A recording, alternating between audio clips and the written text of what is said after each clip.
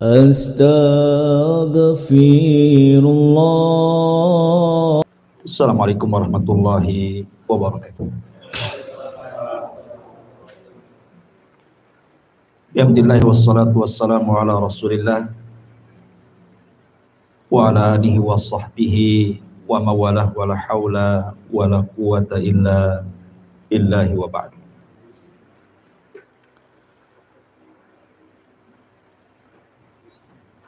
Baik, kita lanjutkan kajian kita, masih membahas tafsir daripada surah-surah pendek dalam juz amma,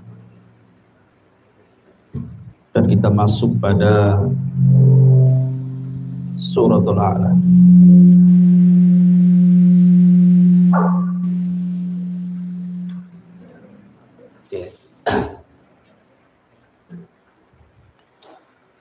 Suratul A'la ini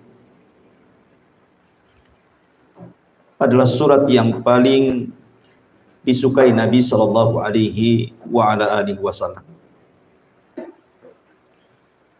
karena hampir tiap malam Nabi Shallallahu Alaihi Wasallam selalu membaca suratul A'la. Bahkan juga Nabi Shallallahu Alaihi Wasallam selalu membaca saat manusia berkumpul, seperti hari Jumat dan juga sholatul Id. Dan itu disebutkan dalam sebuah hadis, kana yutiru bisabbihisma rabbikal a'la. Beliau setiap malam ketika sholat witir, maka beliau selalu membaca sabbihisma rabbikal a'la, kemudian qul ya ayyuhal kafirun, dan qul huwallahu ahad.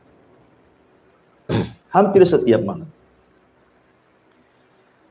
Bahkan dalam surah atau dalam salat Id juga, Nabi Shallallahu Alaihi Wasallam sebagian besar membaca sabbihisma rabbikal a'la dan hal ataka hadithul ghasyiyah. Bahkan Nabi Shallallahu Alaihi Wasallam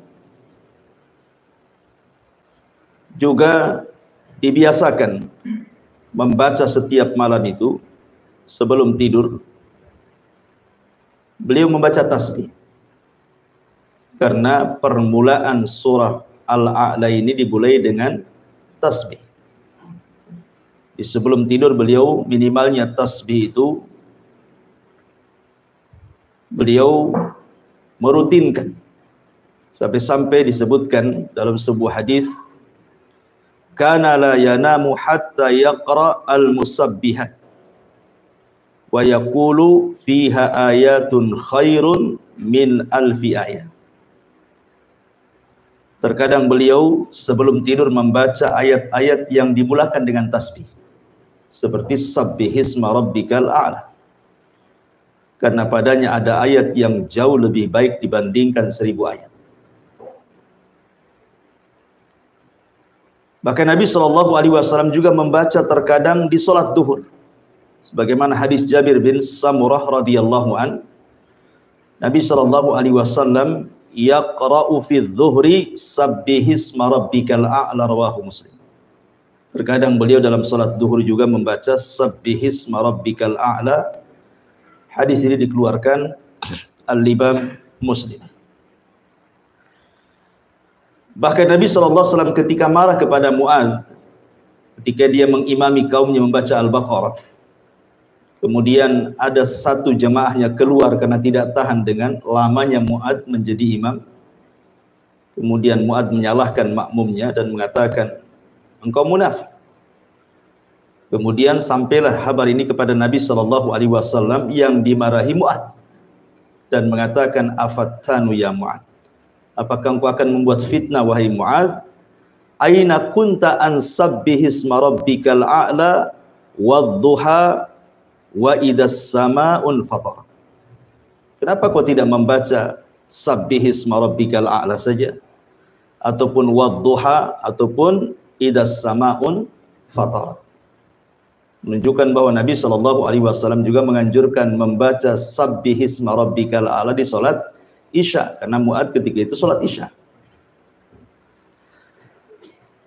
Taib, dan banyak lagi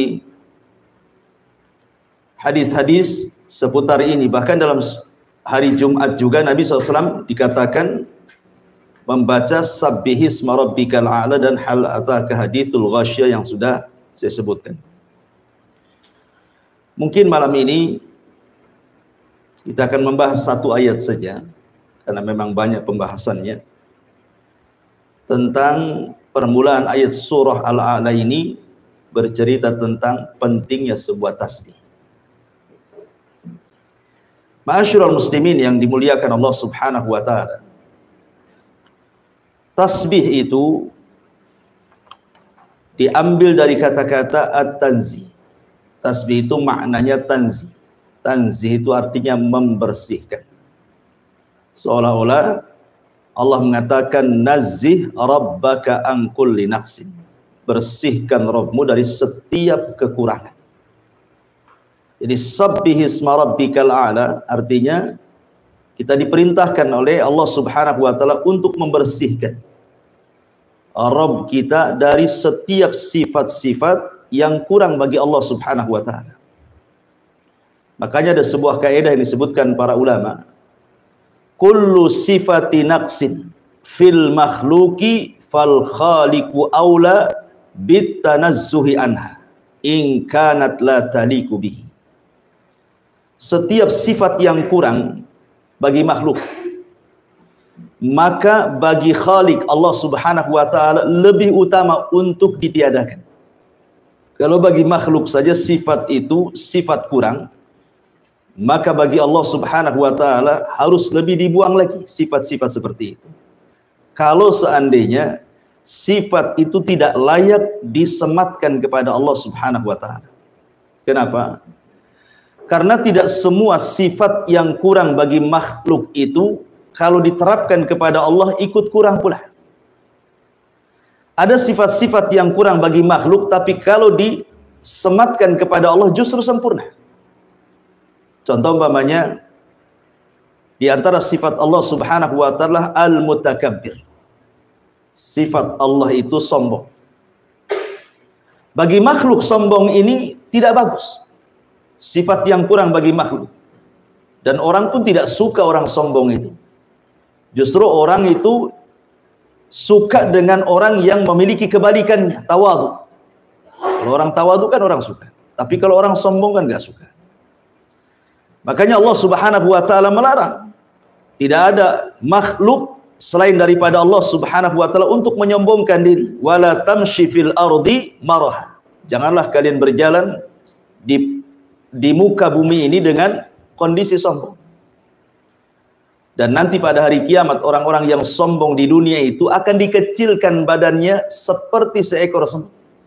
Di tengah-tengah orang besar yang berjalan menuju Allah Subhanahu wa taala sehingga dia terseok-seok untuk menghindari kaki-kaki orang besar itu. Jadi ketika di dunia dia merasa besar, Allah kecilkan nanti pada hari kiamat, itu maksudnya. Makanya dahulu ada seorang ulama namanya Malik ibn Dinar rahimahullahu taala. Tiba-tiba di hadapannya lewat jenderal perang namanya Muhallib ibnu Abi Safra. Muhallib ibn Abi Safra, seorang jenderal perang ma'ruf, ya, dikenal.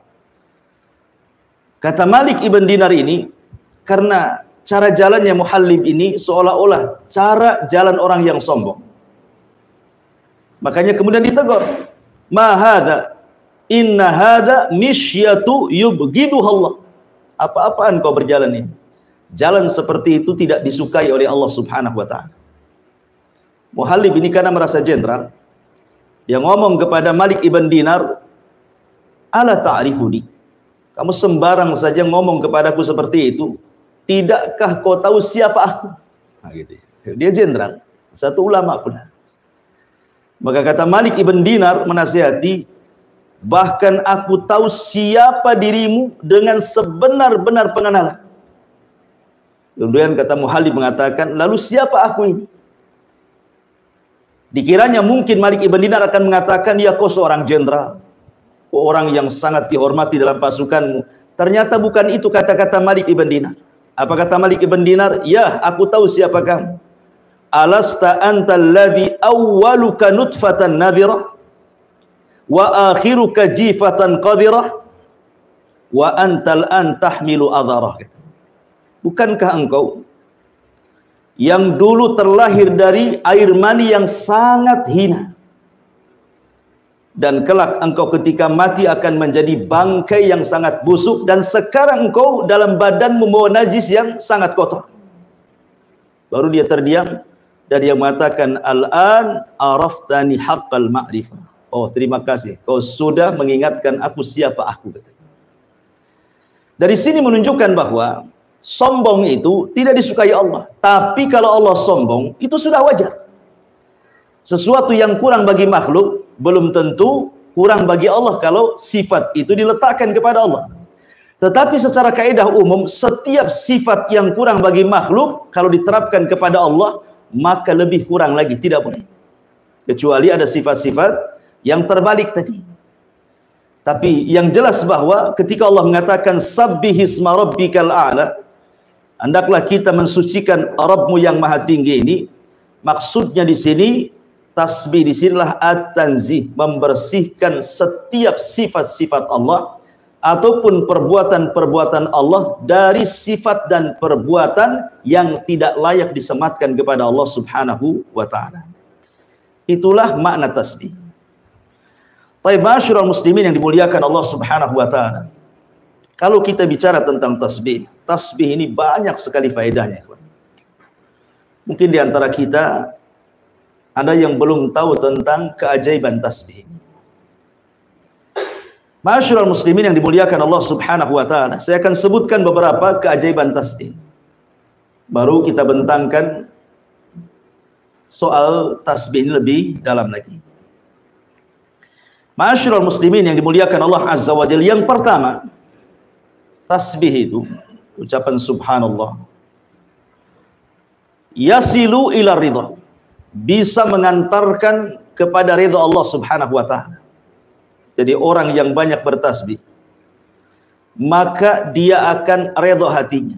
Apapun yang Allah Subhanahu wa taala ujikan kepada kita bukan hanya sekedar sabar, tapi dia bisa ridha. Karena tingkatan ridha itu tingkatan tertinggi dalam sabar. Sabar itu di bawahnya, ridha itu di atasnya. Seperti orang kena musibah. Ada orang bisa sabar, tetapi belum tentu bisa ridha.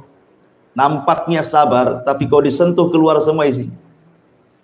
Tapi kalau orang ridha, mau disentuh apapun, dia sudah mengatakan innalillahi wa inna ilaihi raji'un. Semua datang dari Allah. Kalau Allah menghendaki, ya semua akan kembali kepada Allah. Dia akan ridha. Lah tasbih itu yasilu ila ridallahi azza wa jalla, akan mengantarkan kepada keridhaan Allah Subhanahu wa taala. Ma'asyiral muslimin yang dimuliakan Allah Azza wa Jalla, yang kedua, yu'inu ala sabri. Kata ulama, bisa menolong kita untuk bisa lebih sabar lagi dalam kehidupan ini. Makanya kenapa ketika Nabi SAW merasa sempit dadanya dengan perlakuan orang-orang Quraisy yang tidak mau menerima dakwahnya, apa kata Allah? Fasbir ala ma yaqulun fasabbih bihamdi rabbik. Apa kata Allah? Sabarlah terhadap apa yang mereka katakan kepadamu wahai Muhammad.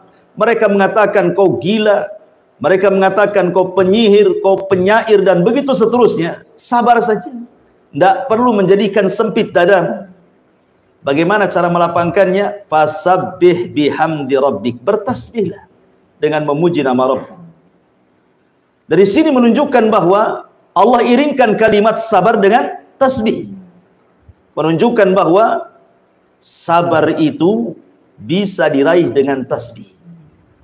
Ini dua. Yang ketiga, secara umum tasbih itu adalah zikir kepada Allah Subhanahu wa taala.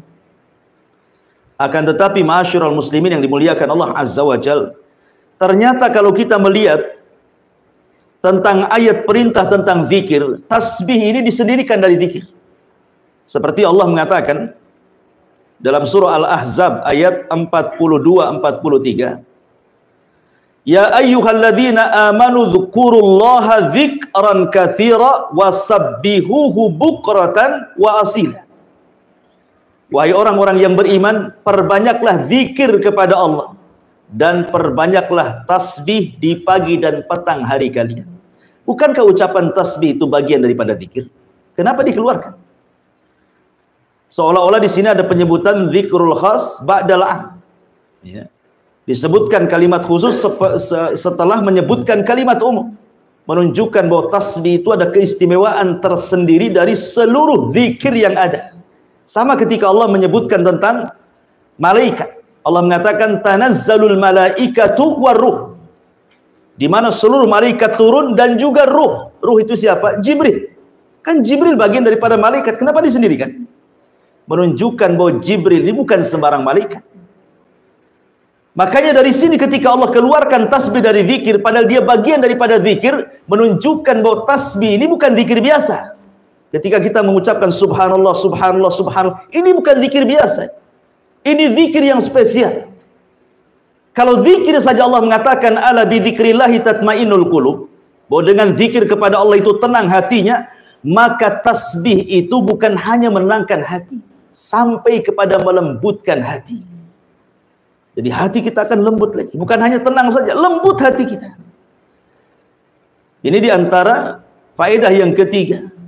Kemudian faedah yang keempat, bahwa tasbih juga termasuk maqasidut tauhid, ataupun maqasidu ad-da'wati ilallah. Tujuan daripada dakwah kepada Allah, tujuan daripada tauhid terangkum dalam tasbih. Ketika Nabi Musa alaihi salatu wassalam dia hendak berdakwah kepada Fir'aun dalam surah Toha, kan Musa ini kan pelat ngomong, dia tidak bisa ngomong fasih Musa ini. Sementara dia punya abang namanya Harun, Harun ini fasih ngomongnya.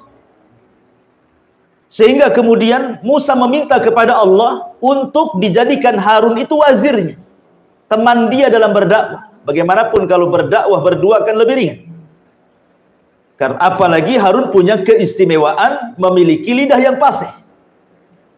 Tidak sebagaimana Musa, ya, lidahnya kurang fasih. Makanya kemudian Nabi Musa alaihi salatu wasallam meminta kepada Allah Subhanahu wa taala untuk dijadikan Harun sebagai wazirnya, teman dakwahnya, menterinya. Kemudian Nabi Musa menyebutkan tujuannya. Apa tujuannya? Disebutkan dalam surah Toha 33, kai nusabbihuka katsira wa nadhkuruka katsira, supaya aku bisa lebih bertasbih kepadamu ya Rabb, dan supaya aku bisa lebih mengingatmu, dengan dimasukkannya Harun dalam dakwah.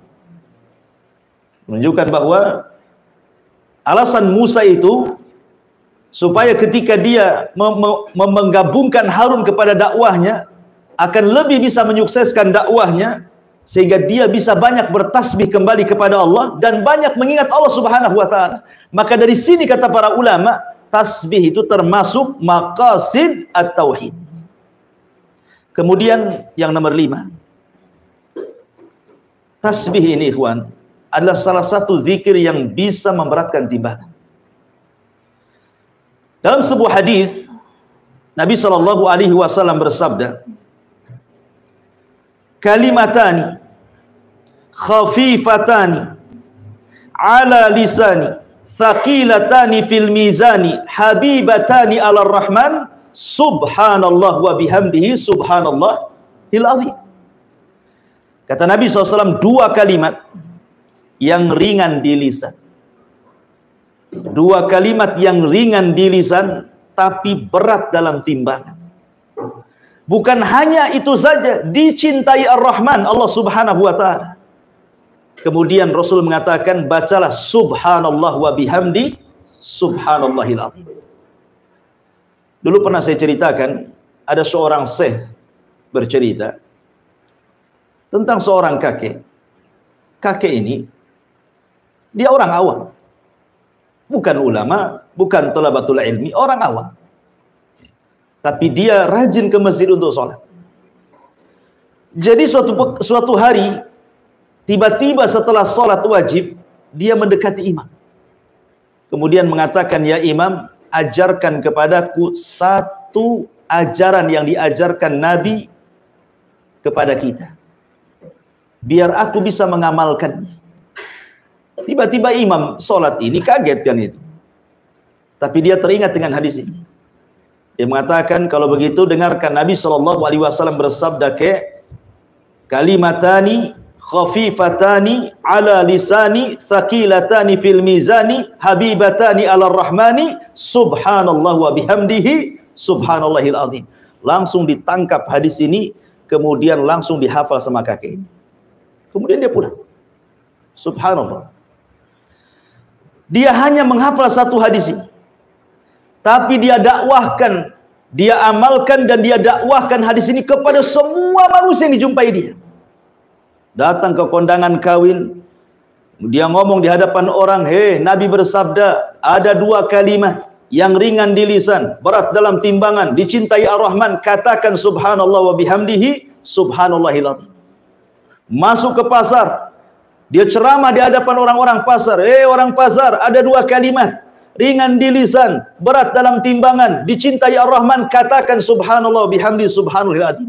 Ketemu orang di jalan ngomong begitu. Pokoknya setiap ketemu orang dia sampaikan hadis ini. Pernah antum melakukan seperti ini? Yang ada malu antum. Tiba-tiba Allah takdirkan kakek ini jatuh sakit gara-gara ditabrak mobil. Masuk dia ke rumah sakit. 3 hari dia koma. Hari ketiga dia sadar. Kemudian keluarganya senang. Ketika dia sadar, yang pertama dipanggil bukan keluarganya. Aina dokter? Mana dokter? Oh, dokter langsung dipanggil, sibuk tuh dokternya. Kata dokter sambil pegang tangannya, iya kek, saya dokter. Kata kakek ini, ya dokter, Nabi bersabda, 2 kalimat ringan di lisan, berat dalam timbangan, dicintai Ar-Rahman, katakan dok, subhanallah wa bihamdihi subhanallahil azim. Kemudian dia mati. Dia akhiri kematiannya dengan subhanallah wa bihamdihi subhanallahil azim. Memberatkan timbangan dia. Karena tasbih ini ikhwatu fiddin, sekali lagi banyak keistimewaan. Ini baru sedikit yang saya ceritakan, masih banyak. Jadi dia bisa memberatkan timbangan dan dicintai Allah Subhanahu wa taala. Ingat, kalau Allah mencintai kita, apa yang terjadi? Nadahu Jibril. Allah akan panggil Jibril. Apa kata Allah? Ya Jibril, inni uhibbu fulana. Aku suka dengan si fulan. Maka Jibril mengatakan, ketika Allah mengatakan, ya Jibril, aku suka dengan si fulan, maka kau juga harus suka. Jibril langsung panggil semua malaikat. Dan mengatakan, wahai malaikat-malaikat Allah, Allah suka dengan si fulan, kalian juga harus suka dengan si fulan itu. Hanya mengucapkan kalimat subhanallah wa bihamdihi subhanallahil azim. Luar biasa. Ya. Kemudian ma'asyiral muslimin yang dimuliakan Allah Azza wa Jalla, subhanallah, kalimat tasbih ini bisa menolak takdir Allah Subhanahu wa taala. Ajaib. Ya. Bisa menolak takdir. Disebutkan di dalam surah Al-Anbiya, ketika Allah Subhanahu wa taala bicara tentang kisah Nabi Yunus. Ketika Nabi Yunus alaihi salatu wassalam, dia lari dari kaumnya karena merasa tidak beriman dengan dakwahnya. Akhirnya dia murka, kemudian ingin mencari daerah baru. Padahal belum diizinkan Allah. Tiba-tiba dia keluar, kaumnya pula tobat. Yunus tidak tahu. Ya. Ketika dia naik kapal, tiba-tiba kemudian kapal itu entah berantah berhenti sendiri di tengah lautan, terombang-ambing ombak. Kalau seandainya beban-beban kapal tidak diturunkan, maka akan terjungkirlah kapal itu dengan bahtera. Maka semua barang-barang dijatuhkan. Rupanya masih juga berat juga. Barang sudah tidak ada, tinggal orang. Akhirnya mereka pun saling mengundi siapa yang berhak untuk mencemplungkan dirinya supaya jangan mati semua. Maka setelah diundi, rupanya yang keluar Nabi Allah Yunus. Maka orang-orang tahu siapa Yunus. Jangan engkau, yang lain saja. Dikocok lagi, tapi Yunus lagi yang keluar. Akhirnya Yunus sudah tahu bahwa ini adalah sudah takdir dia. Maka Yunus pun kemudian menerjunkan diri, rupanya sudah dihantar ikan besar dan melahapnya. Dan Yunus pun harus tinggal di perut ikan dengan 3 kegelapan. Gelap malam, gelap perut ikan, dan gelap dasar lautan. Harusnya secara takdir Yunus mati. Mana bisa orang hidup di perut bumi? Oksigen dari mana? Kita nyelam saja bisa mati. Apalagi dalam perut ikan. Di kegelapan malam, di dasar lautan pula. Siapa yang menjadikan Yunus selamat? Allah Subhanahu wa ta'ala. Apa penyebabnya? Tasbih. Yang menyebabkan Nabiullah Yunus kemudian diselamatkan dari takdir Allah Subhanahu wa ta'ala, dari kematian, adalah tasbih. Fanada fi dhulumati alla ilaha illa anta subhanak inni kuntu minadh dhalimin. Maka Yunus pun terus berdoa kepada Allah, tidak ada sembahan yang berhak disembah kecuali Dia. Subhanak, ini tasbihnya. Maha suci Engkau ya Allah, sungguh aku termasuk orang-orang yang zalim. Makanya Allah mengatakan, kalau seandainya Yunus itu bukan termasuk ahli tasbih, la labitha fi batnihi ila yaumi yub'atsun, maka Yunus tidak akan dikeluarkan dari perut ikan itu sampai kiamat dibangkitkan. Kalau bukan karena dia ahli tasbih, bahasanya ahli tasbih, makanya dia diselamatkan. Ya, tasbih bisa menolak takdir. Bahkan kita tahu bahwa dahulu di zaman Bani Israel ada seorang nabi yang digigit oleh satu semut. Marah dia. Kemudian dia bawa obor api. Kemudian hendak dibakarlah itu satu kampung semut itu. Yang salah satu semut mau dibakar pula kampung semutnya. Maka Allah Subhanahu wa ta'ala utus malaikat menegur nabi tersebut. Maka kemudian malaikat ini mengatakan, angkarasatka namlatun ahlakta ummatan minal umami tusabbih, katanya. Kamu ini gimana? Hanya gara-gara satu semut yang menyakitimu, tiba-tiba kau mau membakar kampung semut yang mereka senantiasa bertasbih kepada Allah. Lihat bagaimana semut bertasbih. Makanya para talabatul ilmi seperti antum ini sedang belajar, seluruh hewan-hewan lautan yang ada di perut lautan dan semua hewan-hewan semut yang ada di dalam lubangnya, mereka memintakan ampun kepada Allah Subhanahu wa ta'ala untuk kehadiran kita di majelis ta'lim, karena mereka umat yang bertasbih. Ma'asyiral muslimin yang dimuliakan Allah Azza wa Jalla. Kemudian juga di antara faedah tasbih adalah bisa senantiasa mengingatkan kita kepada Allah Subhanahu wa ta'ala. Karena mengingat Allah Subhanahu wa ta'ala itu sangat penting, ikhwan. Karena sampai saja kemudian kita tidak ingat Allah Subhanahu wa ta'ala, ini bahaya. Disebutkan dalam sebuah hadis yang luar biasa, ya, bahwa ketika seseorang itu mengucapkan subhanallah, subhanallah, maka kalimat zikir itu akan berputar-putar mengelilingi arsy. Dan disebutkan dalam hadis Nuaim ibn Bashir, Rasulullah SAW bersabda, inna mimma tadhkuruna min jalalillahi at-tasbiha wa takbira wa tahlila wa tahmida, sesungguhnya kalimat-kalimat zikir yang kalian lafadkan dari keagungan Allah, baik berupa tasbih subhanallah, baik berupa takbir Allahu Akbar, baik berupa tahlil la ilaha illallah, baik berupa tahmid alhamdulillah. Apa kata Nabi SAW? Tidaklah orang mengucapkan kalimat itu, tidaklah seseorang di antara kalian suka bila ada amalan-amalan yang senantiasa disebutkan di sisi Allah Subhanahu wa ta'ala, maka kalimat tasbih, kemudian takbir, kemudian tahlil, kemudian tahmid, mereka akan berputar-putar haulal arsy lahunna dhawi kadawawi nahli. Kata Nabi SAW, maka kalimat itu akan berputar-putar mengelilingi arsy Allah dan kalimat-kalimat zikir tersebut mengeluarkan suara seperti suara lebah menyebut-nyebut nama orang yang sedang menyebut-nyebut nama Allah di sisinya. Jadi kita diingatkan terus dengan Allah dengan zikir itu. Jadi kalimat itu akan berkeliling-keliling. Kalau antum baca subhanallah, maka kalimat ini akan naik ke langit. Kalau antum membaca alhamdulillah, la ilaha illallah, kalimat-kalimat ini akan berputar-putar di arasy.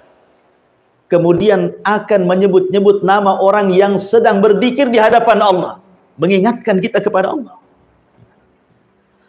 Bahkan yang lebih hebat lagi, kalau antum memperbanyak tasbih, satu kalimat tasbih itu seolah-olah antum telah berimpak dengan gunung emas. Disebutkan dalam hadis yang sahih yang dikeluarkan oleh Imam At-Tabrani dari sahihkan oleh Syekh Nasiruddin Al-Albani rahimahullahu taala, man halahul lailu an yukabidahu au bakhila bil mali an yunfiqahu au jabuna anil adwi an yuqatilahu falyukthir min subhanallah wa bihamdihi fa innaha ahabbu ilallah min jabali dhahabin yunfikuhu fi sabilillahi azza wajalla. Lihat kata Rasul, siapa yang dicegah oleh istirahat malamnya sehingga dia tidak bisa sholat malam, atau kebakhilannya sehingga dia tidak mau berinfak, atau ketakutannya sehingga dia tidak mau berjihad perang, maka hendaklah perbanyak ucapkan subhanallah wa bihamdi. Maha suci Allah dan dengan segala pujian milik Allah, karena yang demikian itu lebih disukai Allah dari gunung emas yang engkau infakkan di jalan Allah. Kalau kita membaca subhanallah, subhanallah, kata Rasul, itu lebih baik daripada gunung emas yang engkau infakkan di jalan Allah. Kalimat tasbih saja. Dan siapa juga yang punya gunung emas? Ya. Kalaupun antum dapat gunung emas, sudah rebutan. Taruhlah kemudian antum punya gunung emas, kemudian diinfakkan, itu tidak lebih baik dibandingkan antum memperbanyak tasbih. Bahkan tidak ada satupun doa orang yang memperbanyak tasbih kecuali dikabulkan. Di zaman Imam Ahmad ini ketika dia keluar dari penjara sudah tua, ya kan? Karena dia kan bolak-balik masuk penjara Imam Ahmad. Jadi dia ingin mengunjungi satu kawannya, tapi tempatnya nun jauh di sana. Ya, dia harus mengadakan safar. Maka dia pun kemudian mengambil bekalnya, sudah tua, tapi Imam Ahmad pun diberikan kekuatan fisik.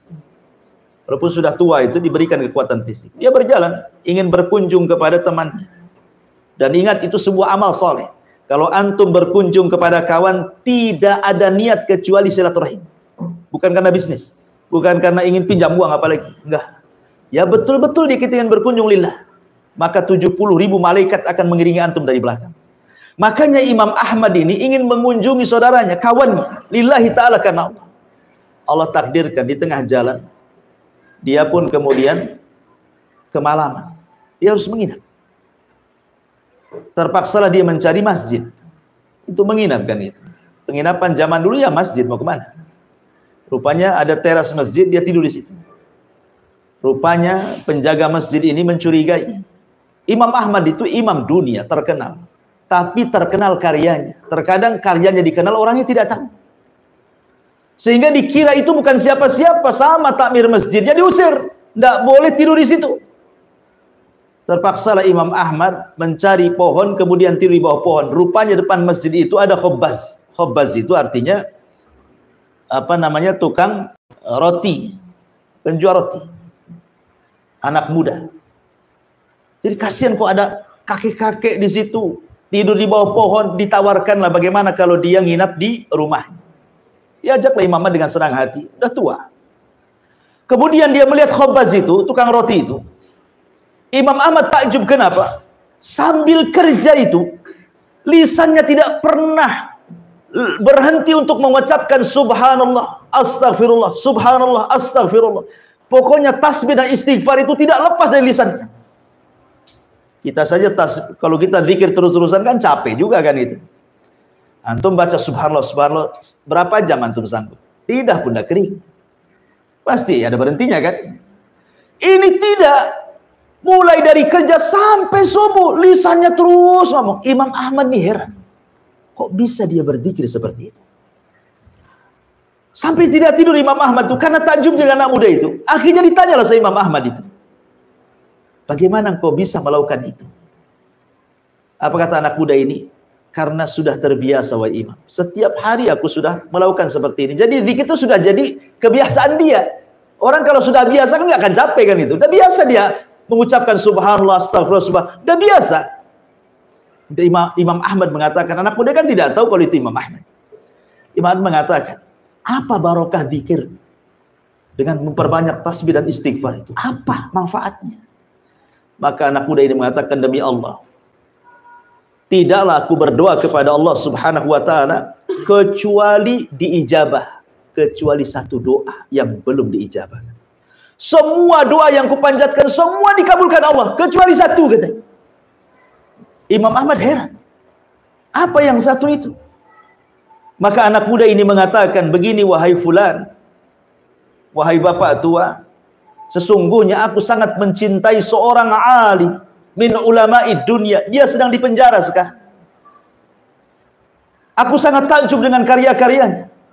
Aku ingin belajar kepadanya, tapi karena kesibukanku aku tidak bisa menjumpai dia.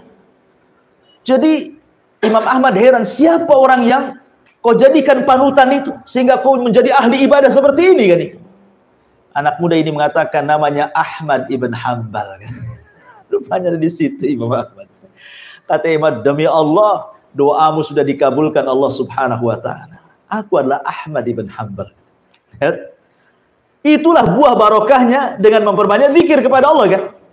Cita-citanya dikabulkan oleh Allah Subhanahu wa taala. Jadi kalau antum punya cita-cita belum dikabulkan, perbanyak zikir, perbanyak tasbih, istighfar, tahlil, tahmid. Insyaallah siapa yang ingat Allah, maka Allah ingat kita. Siapa yang lupa dengan Allah, Allah pun lupa dengan kita. Udzukurullaha yadhkurukum.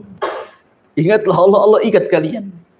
Ma'asyiral muslimin yang dimuliakan Allah Azza wa Jalla. Kemudian juga di antara faedah tasbih adalah mukaffiratul dzunub, bisa menggugurkan dosa. Kita ini setiap hari ikhwan, dengan adanya medsos di depan saya ini, setiap hari antum berdosa mata antum. Setiap hari. Entah berapa kali mata antum memandang aurat itu di handphone itu. Baik di YouTube, baik di IG, baik di Facebook kan gitu ya. Terkadang baik di TikTok, ada yang men-TikTok kan. Kita sering niatnya itu tujuannya mungkin dengar berita. Entah kenapa tiba-tiba nampak pula ada gambar-gambar sur gitu kan. Beritanya ditinggalkan, itu pula yang ditengok. Boleh jadi tidak ditengok tapi sekilas pandang. Itu dosa kecil. Tapi kalau setiap hari kan bisa besar itu. Karena tidak ada dosa kecil yang ditumpukan kecuali jadi besar. Dan tidak ada dosa besar kalau antum digempur dengan istighfar, kan begitu. Kata Nabi SAW, man qala subhanallah wa bihamdi mi'ata marratin hutat khotoyahu wa in kanat mithla zabadil bahri wa fi riwayatin akthar min zabadil bahri. Siapa yang mengucapkan subhanallah wa bihamdihi 100 kali dalam sehari, maka Allah Subhanahu wa taala akan hapuskan dosa-dosanya, walaupun dosa antum itu sebanyak buih di lautan atau lebih banyak daripada buih di lautan. Berbiasa ikhwan. Siapa yang bisa menghitung buih lautan? Tidak ada yang bisa menghitung buih lautan. Bahkan kata Rasul, lebih banyak daripada buih lautan. Seandainya dosa kita lebih banyak dari buih lautan, tetap diampuni. Tentu yang dimaksud di sini dosa-dosa kecil maksudnya, bukan dosa-dosa besar, karena dosa besar harus dengan taubatan nasuha. Tapi kan setiap hari kita memandang aurat. Antum ke pasar, antum di jalan, lihat wanita-wanita itu. Kan nampak auratnya, entah tertampak, entah keenakan nampak, nah, macam-macam kan orang itu. Kalau tak cantik mungkin ya tertampak lah. Kalau cantik makin ditampak-tampak. Gitu ya kan. Betapa banyak dosa kita setiap hari, yang dari handphone, yang di dunia nyata, yang di pasar, yang di mall. Nah ini kan dosa kecil. Makanya Umar bin Khattab tadi saya sudah katakan tidak ada dosa kecil kalau dikumpulkan ya besar juga gitu maksudnya. Tapi itu bisa dihapuskan dengan memperbanyak tasbih. Subhanallah wa bihamdi. Subhanallah wa bihamdi. Ya. Ma'asyiral muslimin yang dimuliakan Allah Subhanahu wa taala. Kemudian juga lebih daripada itu bahwa tasbih ini sebab mendapatkan rizki Allah Subhanahu wa taala. Jadi orang akan mudah mendapatkan rizki Allah Subhanahu wa taala disebabkan dengan memperbanyak tasbih. Nabi Zakaria, mungkin sebagian antum sudah dengar ceritanya. Dia berdoa kepada Allah Subhanahu wa taala untuk meminta anak. Dia sudah tua, istrinya mandul. Ketika dia melihat Maryam dalam mihrabnya memperbanyak zikir kepada Allah Azza wa Jalla dan beribadah, kemudian tiba-tiba dapat karomah, ada makanan, maksudnya buah-buahan di musim dingin pula ada di musim panas, atau ada buah-buahan di musim panas pula ada di musim dingin. Kata Zakaria, kalau ini terjadi kepada Maryam, bukan mustahil Allah pun bisa memberikan keturunan kepada aku. Akhirnya kemudian Zakaria mulai meniru Maryam. Apa itu? Memperbanyak ibadah di mihrabnya. Seraya berdoa kepada Allah agar minta diberikan keturunan. Allah kabulkan, Allah kabulkan. Kemudian ketika datang malaikat memberi kabar bahwa dia akan memiliki keturunan dengan nama yang tidak ada sebelumnya, yang diberi nama oleh dia, namanya Yahya. Zaman itu nggak ada Yahya, kecuali Zakaria saja yang memberi nama Yahya. Kalau sekarang banyak Pak Yahya, di mana-mana ada Pak Yahya. Dulu nggak ada nama Yahya kecuali putra Zakaria saja. Kemudian Nabi Zakaria mengatakan, qala rabbi ij'al li ayah. Ya Rabb, sekarang berikan tanda-tandanya kalau memang aku akan punya turunan. Seperti apa tanda-tandanya? Maka Allah mengatakan, qala ayatuka alla tukalliman nas salasata ayyamin illa ramza. Tandanya kalau istrimu hamil, maka tiba-tiba kau akan bisu. Kau tidak akan bisa ngomong selama 3 hari. Kau hanya bisa mengisyaratkan dengan mata, dengan telinga, dengan dahi, dengan tulisan. Pokoknya kau akan susah ngomong. Kalau engkau kemudian merasa susah bicara dan itu selama 3 hari, itu istrimu lagi hamil. Kan? Itu tandanya. Kemudian di ujung ayat Allah katakan apa? Wadhkur rabbaka katsira wasabbih bil ashiyyi wal ibkar. Maka ingatlah terus Rabbmu dan banyak-banyaklah bertasbih di waktu pagi dan petang. Kata ulama tafsir, di antara sebab dikabulkannya Nabi Zakaria punya keturunan karena dia memperbanyak tasbih dan zikir. Ya, ini rizki, sesuatu yang mustahil bagi kita kan? Rupanya mungkin pula bagi Allah Subhanahu wa taala. Dengan apa? Ya tadi memperbanyak zikir, terutama tasbih. Dan itu juga dijelaskan dalam nasihat Nuh alaihi salatu wassalam. Suatu ketika Nuh sebelum wafat, itu kan mengumpulkan putra-putranya. Dikumpulkan putra-putranya. Kemudian Nuh mengatakan kepada anak-anaknya, aku wasiatkan kepada kalian dengan 4 perkara. Yang 2 kuperintahkan, yang 2 kularang. Adapun yang 2 kuperintahkan, jangan lupa dengan kalimat la ilaha illallah. Sebab kalau seandainya kalimat itu ditimbang di satu neraca, kemudian 7 lapis langit dan 7 lapis bumi ditimbang di neraca satunya, maka la ilaha illallah jauh lebih berat dibandingkan langit dan bumi. Ini satu. Kemudian yang kedua, kata Nuh alaihi salatu wassalam, ya pertama la ilaha illallah. Kemudian menjelaskan tentang keutamaannya. Kemudian yang kedua, wa subhanallah wa bihamdi. Wasiat yang kedua kata Nuh, jangan lupa membaca subhanallah wa bihamdi. Apa faedahnya kata Nuh? Fa innaha salatu kulli syai'in wa biha yurzaqul khalqu. Kata Nuh alaihi salatu wassalam bahwa ucapan subhanallah wa bihamdi adalah doa setiap makhluk yang Allah ciptakan, dan dengan sebab itulah makhluk diberikan rizki Allah. Dengan subhanallah bihamdi itu sebab itulah Allah kasih rizki. Karena Tasbih ini ikhwan, semua bertasbih. Nanti saya akan sebutkan dalil-dalilnya. Malaikat bertasbih, lautan bertasbih, semut bertasbih, bahkan petir juga bertasbih. Semua yang diciptakan Allah itu semua bertasbih. Kita masih menjelaskan keutamanya dulu. Ma'asyiral muslimin yang dimuliakan Allah Subhanahu wa taala. Kemudian juga selain juga diberikan rezeki oleh Allah Subhanahu wa taala, tasbih itu bisa menghilangkan keperitan dunia, ikhwan. Siapa di antara kita yang tidak pernah terkena masalah? Pasti di antara kita banyak masalah. Ada yang karena hutang dia masalah, kan itu. Ada yang karena keluarga, mungkin masalah dengan pasangan, mungkin masalah dengan anak-anak, ya kan? Mungkin masalah di kantor, mungkin masalah di jalan. Masalah itu tidak akan ada hentinya, ikhwan. Selesai ini, datang yang lain. Karena memang dunia ini tempat ujian. Tetapi bagaimana solusinya supaya kita keluar daripada masalah itu? Maka diantaranya adalah dengan cara bertasbih kepada Allah Subhanahu wa taala. Tadi saya jelaskan dalilnya. Ketika Nabi SAW ditimpa masalah yang luar biasa dari kaumnya, walaqad na'lamu annaka yadiku sadruka bima yaqulun, kata Allah, fasabbih bihamdi rabbika wa kun minas sajidin. Dan sungguh kami tahu dadamu menyempit wahai Muhammad karena ucapan orang-orang kafir itu. Tetapi perbanyak tasbih dengan memuji Rabbmu dan teruslah kau sujud kepada Allah. Perintah yang pertama kepada Rasul sebelum disuruh untuk memperbanyak sujud apa? Tasbih dulu kan. Suruh memperbanyak tasbih supaya lapang dadamu. Apa yang diucapkan mereka itu nanti akan menjadi sebuah kelapangan. Terkadang kan ada orang yang mungkin disakiti orang dengan ucapannya, itu dendamnya 7 turunan. Ya. Ada orang itu kan begitu, disakiti, digibah, difitnah, sudah kayaknya dunia ini kelam bagi dia. Tetapi supaya kita dikeluarkan dari itu, perbanyak tasbih. Ini salah satu manfaat tasbih.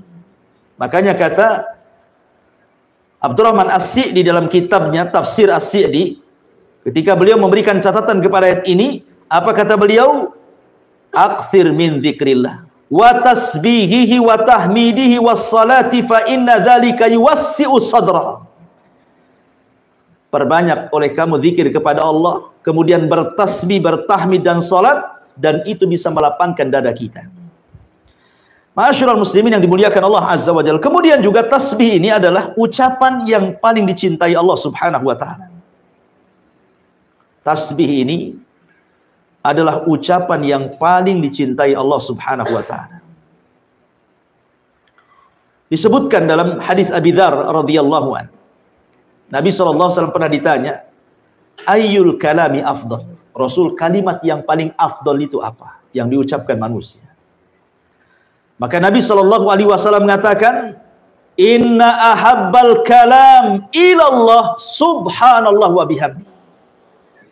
Sesungguhnya tidak ada ucapan yang lebih dicintai Allah melebihi antum mengucapkan subhanallah wa bihamdi. Itu ucapan yang paling dicintai Allah Subhanahu wa taala. Ikhwan, orang kalau cinta itu pasti dengan memperbanyak penyebutannya kan. Kalau antum cinta istri, nggak akan disebut tuh istri tetangga. Nggak akan disebut. Yang disebut ya istri antum saja karena antum cinta. Kalau ada antum berdua ngomong sama kawan bertiga, kemudian memuji istrinya, pasti antum, oh enggak, istri saya lebih pandai karena cinta. Artinya orang cinta itu man ahabba syai'an aktsara dzikrah. Siapa yang mencintai sesuatu pasti akan memperbanyak untuk menyebut-nyebut sesuatu itu.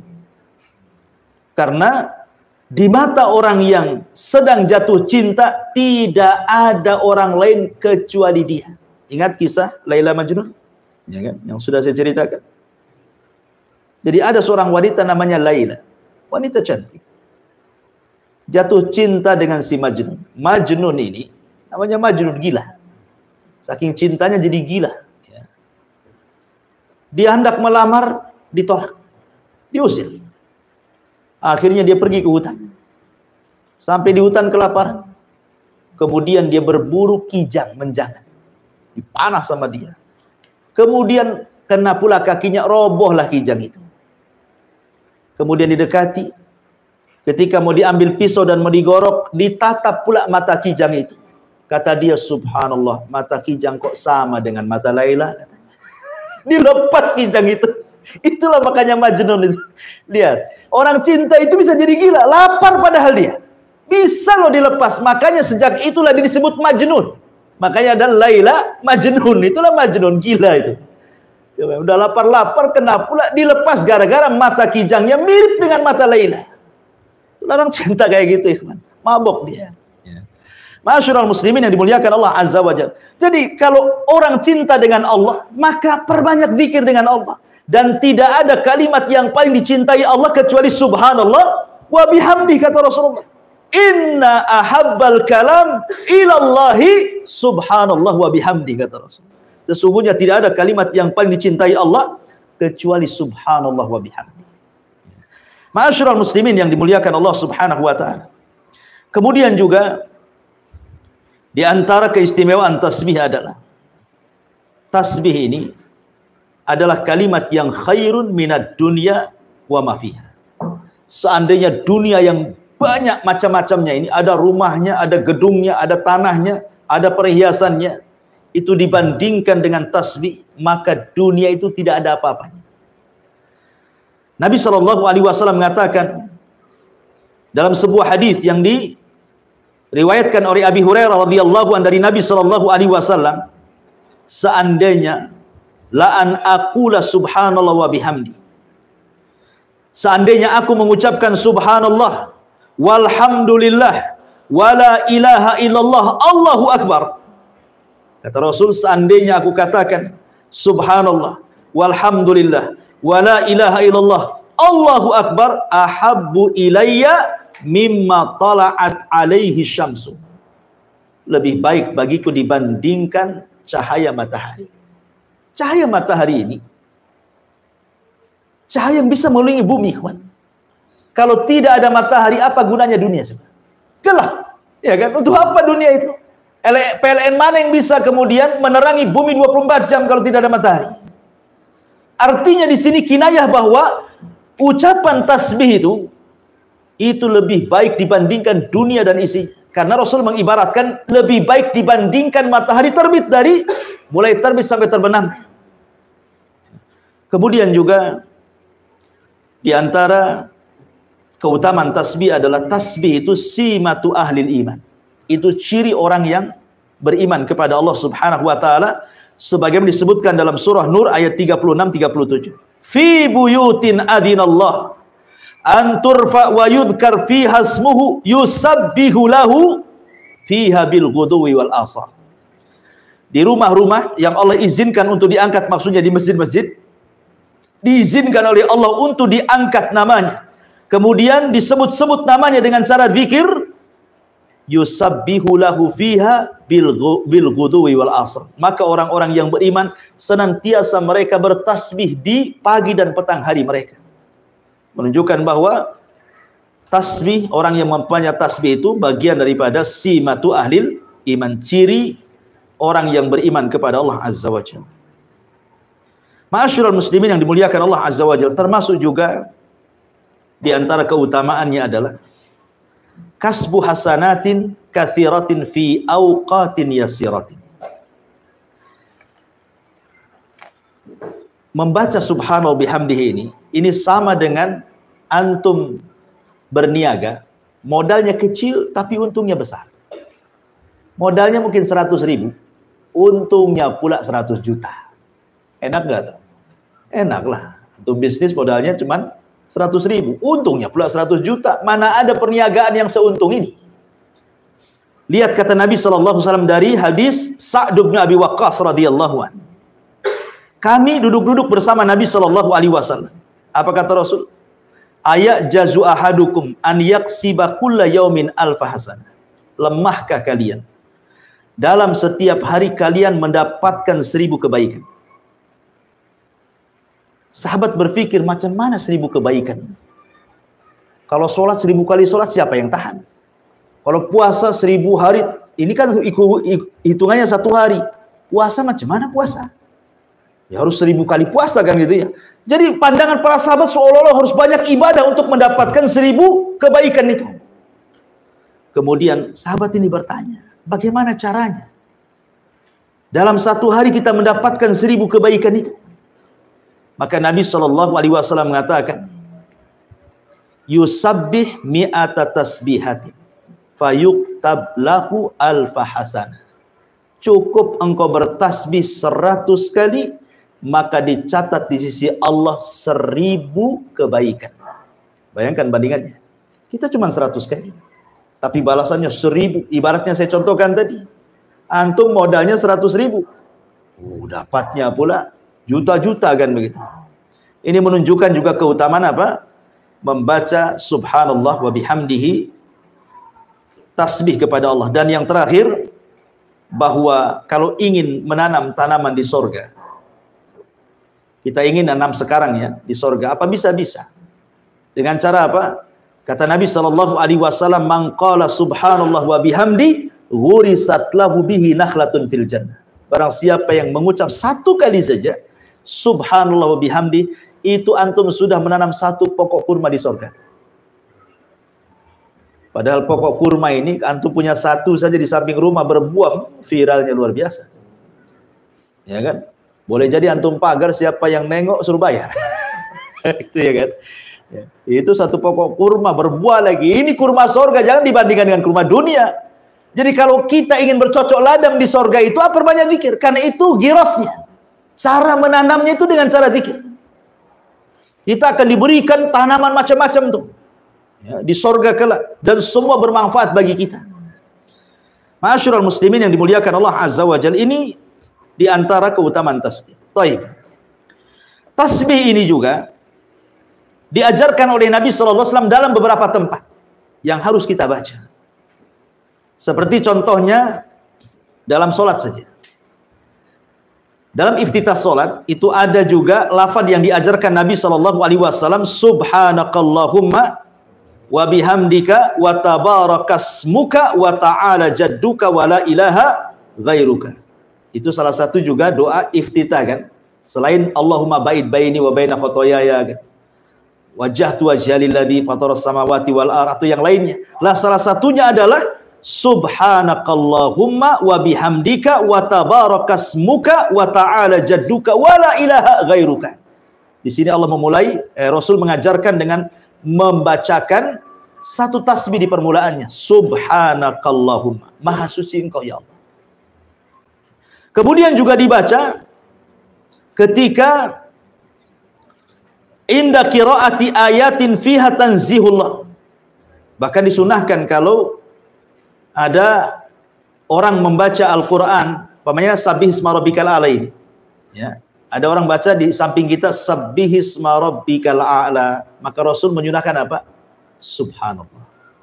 Jadi kalau ada orang baca di samping kita, baca Quran ya, pas yang dibaca itu ayat tasbih, kita juga menjawab dengan subhanallah, maha suci engkau. Ya. Kemudian juga tasbih juga digunakan dalam sholat itu ketika kesalahan imam. Apabila imam salah kan, maka bagi laki-laki membaca tasbih, bagi perempuan cukup dengan tepukan tangan seperti ini, ya kan? Tapi kalau laki-laki subhanallah. Kemudian juga ruku dan sujud jelas. Dalam ruku subhana rabbiyal azim, dalam sujud subhana rabbiyal a'la. Kemudian juga Nabi SAW bertasbih setiap selesai sholat. Di antara zikir-zikir yang diajarkan, bertasbih 33 kali kan? Bertahmid 33 kali, kemudian takbir 33 kali, digenapkan dengan la ilaha jadi 100. Jadi tasbih juga dibaca dalam rangka zikir setelah sholat. Kemudian juga tasbih kita baca ketika kita mendengar suara petir. Kalau ada kilat, ada petir, hujan lebat gitu ya. Kemudian nampak kilat, kemudian ada petir yang menyambar gitu ya, menggelegar, maka disunahkan membaca apa? Subhanallah. Kemudian juga ketika takjub, ya, ketika takjub juga sama. Ketika takjub antum melihat, pamannya ada antum jalan kemana gitu, nengok pemandangan kok indah sekali, maka antum disunahkan mengucapkan subhanallah. Kemudian juga ketika ditunjukkan kepadanya azamat Allah, keagungan Allah Subhanahu wa taala. Wah, ada anak ini cerdas sekali, padahal masih kecil, hafal Quran. Ya kan? Ini luar biasa, ini kan keagungan Allah namanya kan? Nah, kita kata subhanallah, anak ini kok bisa seperti itu? Ya, ini juga disunahkan membaca subhanallah. Termasuk juga subhanallah dibaca ketika sebelum tidur. Berapa kali? 33 kali. Sebagaimana nasihat Nabi SAW kepada Ali radhiyallahu dan Fatimah kan? Ketika Fatimah meminta pembantu kepada Nabi SAW, ketika itu Rasul kan baru pulang dari perang, dapat pula tawanan budak. Lah Fatimah ingin minta satu, karena dia lelah. Dia cari kayu sendiri, dia masak sendiri, pokoknya lelah, anak pula banyak gitu ya. Dia ingin pembantu. Tapi Rasul mengatakan, wahai Fatimah, wahai Ali, maukah ku ajarkan beberapa kalimat, baca sebelum tidurmu, itu lebih baik daripada pembantu. Kemudian kata Rasul, tasbihlah 33 kali. Tahmidlah 33 kali, takbirlah 34 kali. Baru kau tidur. Itu lebih baik dibandingkan engkau mendapatkan pembantu. Nah, coba antum praktekkan ke istri antum. Kalau istri antum kelelahan, bang, cari pembantu. Sini. Ya. Nabi ngomong, ada kalimat lebih baik dibandingkan pembantu. Milih mana? Kira-kira milih mana? Milih dua-duanya banget. gitu. Kemudian juga disunahkan ketika intibah minan naum. Ketika seseorang terbangun dari tidur juga disunahkan membaca subhanallah. Kemudian juga disebutkan juga ketika al-istiwa ala al-markub. Antum naik di atas kendaraan, antum baca subhanallah. Bahkan ketika antum berjalan di kendaraan, kalau menanjak antum disuruh takbir, Allahu Akbar. Ya. Kalau nurun disuruh tasbih subhanallah. Semua maha suci Allah Subhanahu wa taala. Termasuk juga indal kusuf, indal qarab ya, ketika salat gerhana, ketika sedang banyak kesulitan, tadi sudah saya jelaskan. Termasuk juga selesainya majelis ta'lim. Apa doanya? Subhanakallahumma bihamdika asyhadu an la ilaha illa anta astaghfiruka wa atubu ilaik. Wassalamualaikum warahmatullahi wabarakatuh. Enggak, belum selesai. Ya. Jadi intinya bahwa itu juga termasuk disuruh tasbih. Ya, setelah antum baca majelis tasbih. Justru dengan tasbih itu, karena kita tidak tahu, mungkin kalau antum begini kan tidak aktif ya, pasif saja ngomong. Tapi kalau antum berkumpul di luar, ngobrol di warung, ya berempat berlima gitu, kan saut-sautan. Terkadang kan ada kumpul itu dalam rangka rapat, dalam rangka main-main saja, dalam rangka kumpul-kumpul. Terkadang adalah kalimat-kalimat itu yang menyinggung. Kita tidak tahu, entah ketika ngobrol itu tahu gibain orang, ya, tahu-tahu menghina orang. Makanya supaya antum keluar dari majelis itu tidak punya dosa, nah itulah ada namanya kafaratul majlis. Maka disebut kafarah. Kafarah itu untuk menghilangkan dosa di majelis itu. Karena kalau orang sudah bermajelis itu macam-macam omongannya di situ kan. Entah tidak sadar ngomongin orang, menghina orang, entah yang di situ pula tersinggung kan. Maka sebelum pergi baca ya kafaratul majlis supaya keluar itu sebagaimana masuk yang tidak punya dosa. Jangan pula masuk tak punya dosa, keluar pula banyak dosa gitu maksudnya. Makanya ada namanya kafaratul majlis. Lah kafaratul majlis itu salah satu kandungannya adalah tasbih. Karena dimulai dengan tasbih itu. Menunjukkan, dan tadi saya sudah katakan bahwa tasbih itu bisa menggugurkan dosa. Ma'asyiral muslimin yang dimuliakan Allah Subhanahu wa taala. Baik. Kemudian kalau kita melihat di dalam Al-Qur'anul Karim, tasbih ini Allah Subhanahu wa taala sampai menyebut dalam tatanan bahasa Arab, ada yang dalam bentuk fi'il madhi, ada yang dalam bentuk fi'il mudhari, ada yang dalam bentuk fi'lul amr, ada juga yang dalam bentuk masdar. Coba bayangkan. Semua kata kerja ada. Ya. Contoh umpamanya kata kerja yang fi'il mudhari umpamanya ya. Contohnya banyak dalam Al-Qur'an seperti yusabbihu lillahi ma fis samawati wa ma fil ardh. Yusabbihu lillahi ma fis samawati wa ma fil ardh al-malikul quddus. Ya kan dalam surah Al-Jumu'ah. Allah mulai dengan fi'il mudhari yusabbih. Ataupun dengan kalimat masdar. Subhanakallah. Subhanallah. Itu masdar artinya. Seperti Allah Subhanahu wa taala mengatakan la ilaha illa anta subhanaka inni kuntu minadh dhalimin. Atau dalam bentuk fi'il madhi, sabbaha lillahi ma fis samawati wal ardi wa huwal azizul hakim, surah Al-Hadid. Atau dalam bentuk perintah seperti yang kita sedang kaji ini, sabbih, ya, itu perintah namanya kan, sabbih, bertasbihlah engkau. Lihat bagaimana Allah Subhanahu wa taala sampai-sampai menyebutkan kalimat tasbih dalam Al-Quran itu banyak sekali. Ada yang mengatakan sampai 900 kali kalimat tasbih diulang-ulang dalam Quran itu. Saking banyaknya, saking pentingnya kalimat tasbih. Sampai ada dalam bentuk fi'il madhi, fi'il mudhari, fi'il amr, ada juga dalam bentuk masdar gitu ya. Karena saya katakan tadi keutamanya sudah saya jelaskan secara global tadi. Ya. Baik. Kalau kita melihat tentang alam semesta ini, bagaimana Allah Subhanahu wa taala menjelaskan bahwa semua makhluk itu bertasbih kepada Allah. Allah bertasbih untuk dirinya. Sebagaimana Allah mengatakan dalam surah As-Saffat ayat 180, Subhana rabbika rabbil izzati amma yasifun. Di sini Allah bertasbih kepada dirinya sendiri. Ya. Kemudian para malaikat bertasbih. Yusabbihuna al-laila wan nahara la yafturun. Malaikat itu bertasbih siang dan malam, tidak bosan. Jadi tasbih itu ucapan malaikat. Zikirnya malaikat setiap hari. Siang malam tidak berhenti. Kemudian juga tasbih juga adalah ucapan para nabi. Seperti umpamanya Nabi Musa ketika meminta untuk melihat Allah. Apa kata Musa? Angdur ilaika ya Rabb. Tolong tampakkan wajahmu kepadaku ya Rabb. Apa kata Allah? Lantarani, kau nggak bisa melihat wahai Musa. Tapi kalau kau maksa, lihat gunung itu. Fasaufa, kalau engkau melihat gunung itu tidak bergempa, maksudnya diam saja, tidak hancur, fasaufa tarani, engkau akan melihat. Falamma tajalla rabbuhu lil jabali ja'alahu dakka. Allah katakan ketika Allah betul-betul menampakkan kepada gunung Saina itu, hancur gunung batu itu. Fasara Musa sa'iqam. Musa pun terpental kemudian pingsan. Setelah dia bangun, apa kata Musa? Tubtu ilaika. Musa mengatakan, Subhanaka tubtu ilaika. Maha suci engkau ya Rabb, aku taubat kepadamu. Gak akan minta lagi untuk engkau tampakkan kepada aku. Lihat, Musa menyebut Subhanak. Begitu juga tadi kisahnya Nabi Yunus kan? La ilaha illa anta subhanaka inni kuntu minadh dhalimin. Itu zikirnya para nabi.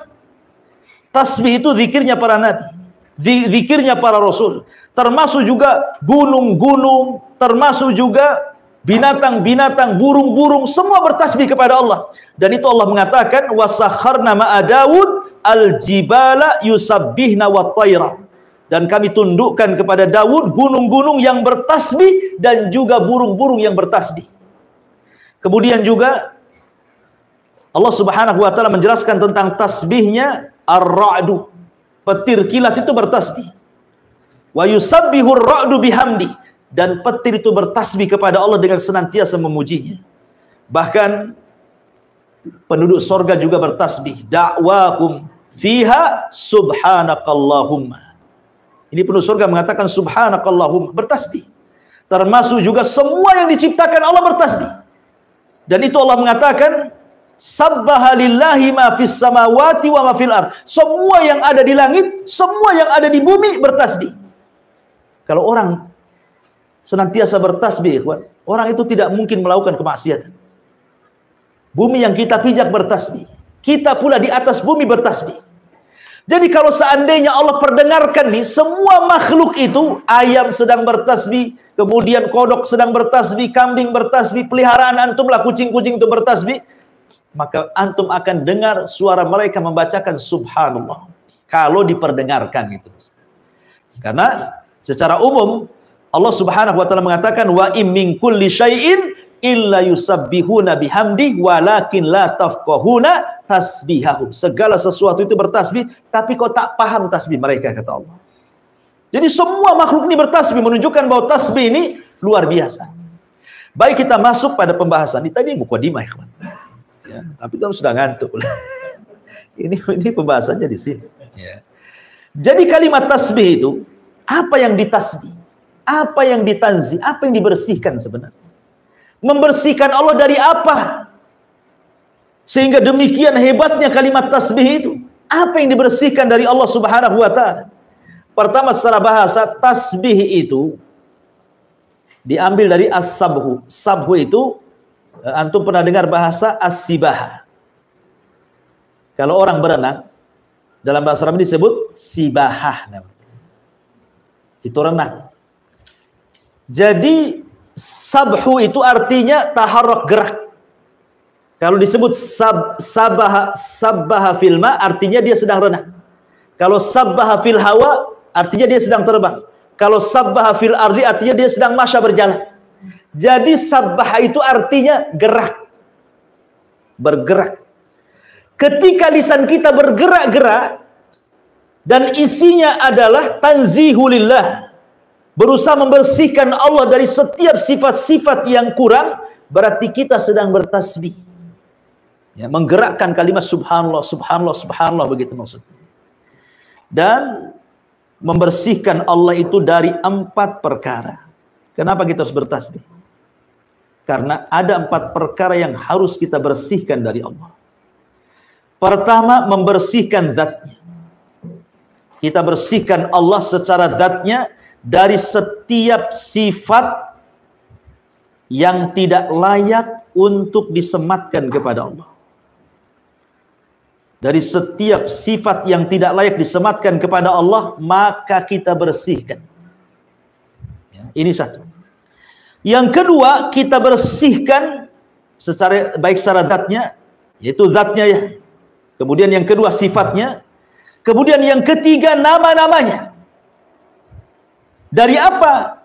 Jangan sampai kita memberi nama yang bukan nama Allah. Nanti kalau antum berdoa nggak akan dikabulkan. Seperti antum mau perlu dengan saya.